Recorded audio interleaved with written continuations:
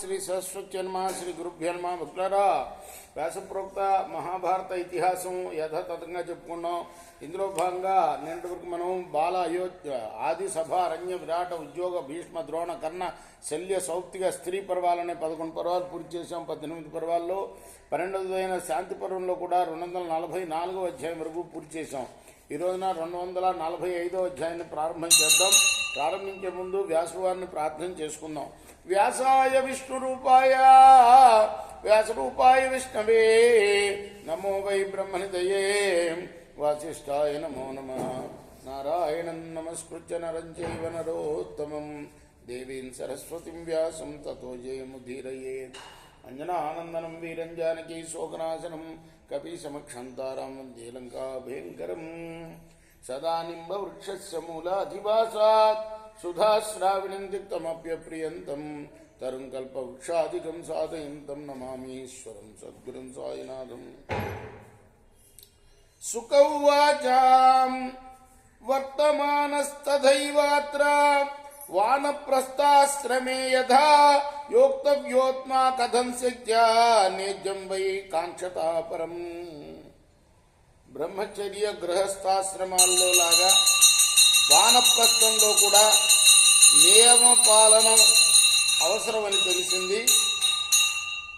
వేదాంత వేద్యుడైన పరమాత్మను తెలియగోరిన వాడు తన శక్తిని అనుసరించి పరమాత్మ యొక్క చింతనం ఎలా చేయాలో తెలియకోరుతున్నాను అని అడిగాడు తండ్రిని వ్యాసుడు వారిని. వ్యాసోవాచ ప్రాప్య సంస్కారమేతాభ్యాం ఆశ్రమాభ్యాం తతః పరం యత్కార్యం పరమార్థం తు తదిహైకమనాః శృణు. బ్రహ్మచర్య గృహస్థాశ్రమాల ద్వారా సంస్కారాన్ని పొందిన తర్వాత ముక్తి కోసం పాటించవలసిన కర్తవ్యాన్ని చెబుతాను, సావధానంగా విన్నాయన. కషాయం పాచయత్వాసు శ్రేణిస్థానేషు చ త్రిషు ప్రవ్రజేచ్ఛ పరం స్థానం పారివ్రాజ్యం అనుత్తమం. బ్రహ్మచర్య గృహస్థ వానప్రస్థాశ్రమాల్లో రాగద్వేషాలను పోగొట్టుకుని సంస్కారాన్ని పరిపక్వం చేసుకుని ఆ తర్వాత సన్యాసాశ్రమాన్ని స్వీకరించాలి. తద్భావేనేవమభ్యస్య వర్తతాం శ్రూయతాం తథా ఏక ఏవ చరేద్ధర్మం సిద్ధ్యద్ధమసాదయ. నువ్వు సన్యాస ధర్మ నియమాలను విను, వాటిని ఆచరించు.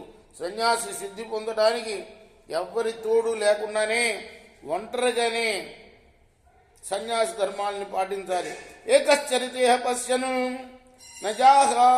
నజహాతి నహీయతే అనగ్నిరనికేతస్య గ్రామం అన్నార్థమాశ్రయే. జ్ఞాని అయి ఒంటరిగా తిరగాలి, ఎవ్వరిని తను విడవకూడదు, అలానే తననెవరూ విడవకుండా ఉండాలి. అంటే అందరూ తనవారే అని చూసుకోవాలి అన్నమాట. సన్యాసి సమాన చింతన ఉండాలి.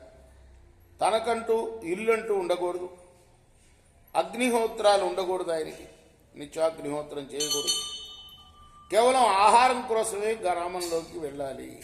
రేపు మనం 6వ శ్లోకం నుండి కొనసాగిద్దాం. కృష్ణార్పణమస్తు. సాయి కృష్ణార్పణం. స్వస్తి ప్రజాభ్య పరిపాలయంతాం న్యాయేన మార్గేణ మహిం మహిషా గోబ్రాహ్మణేభ్యः శుభమస్తు. లోకాः సమస్తాः సుఖినో భవంతు. కృష్ణార్పణమస్తు. సాయి కృష్ణ.